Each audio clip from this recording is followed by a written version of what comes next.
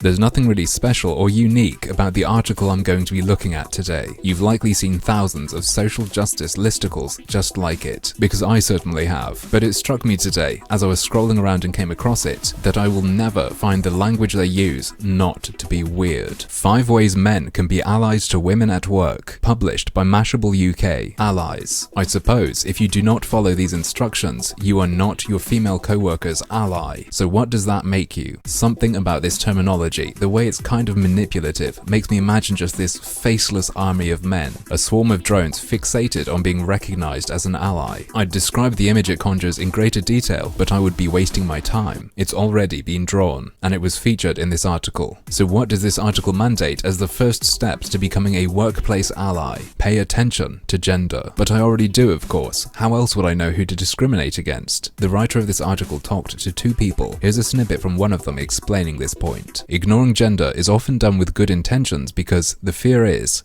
if we point out someone's different, does that mean we are being discriminatory? Barth says, I would argue that we are actually allowing for an understanding of what that person's unique experiences are, meeting them where they are at, and recognizing how they can meaningfully contribute to the workplace. Hang on, is being a woman some kind of disability? It kind of sounds like, respecting someone doesn't mean you pretend they're not in a wheelchair. Hey, I noticed you have tits, you're probably a woman. What exactly is it that you're capable of in this workplace? Don't worry, I'm gonna meet you halfway. I recognize that people who are like you can have all sorts of different difficulties. Which brings us on to point number 2. Notice how different women face different problems. Looks like somebody's trying to earn some intersectionality brownie points. Being an advocate for women means understanding sexism can, and probably does, look different for each woman. To me, that sounds like individual personal issues rather than something systemic. If the effects of sexism and intersections with other aspects of their identity can be described as anything that displeases them, and we presumably look at how bad sexism is by the effects, the only 2 solutions are surely create a perfect utopia or get rid of women. Maybe these articles are secretly written by misogynists looking to influence the world toward that goal.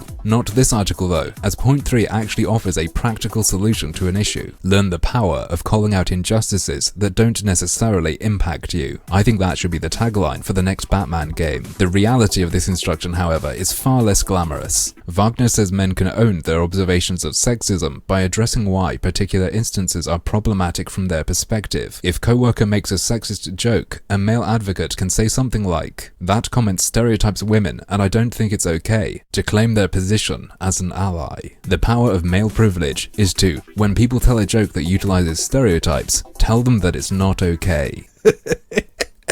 This is hired goons for gold stickers, except the points being earned here are ally points. However unprofessional a person telling jokes like that at work might be, the idea of effectively saying, if you are big and have a dick, and stop people from saying what we don't want them to say, we'll let you into our club, sounds kinda sketchy to me, to say the least. Point 4. Listen to women. And they mean really listen. Let women educate you on the issues they face in the workplace, or in society in general. Just because I'm a woman, people think I'm annoying, imposing, and teachery. Let me educate you about that. And, most importantly, believe them. Women are the experts on their own lives and lived experiences, and that is unique to them. If you're a man watching this video, I bet you don't even know your own birthday. To be honest, I'm surprised they believe you can take in all these instructions. But that's alright, we're almost there. Number 5. Be an advocate in the truest sense. Women in the workplace don't need male saviors. I absolutely agree, but this article sure makes it sound like they do. Oh, hang on, they clarify the relationship a bit more clearly. Working women need meaningful allies who will take the time to listen, notice, and act, because they genuinely believe it is the right thing to do. Listen, notice, and act. Take orders and obey. Tomato, tomato. Lucky for business women, I'm a guitar teacher, because if this is what it means to be a workplace ally, I'm quite happy to say I would not be your friend. But, as usual, that's just another one of my harmful opinions.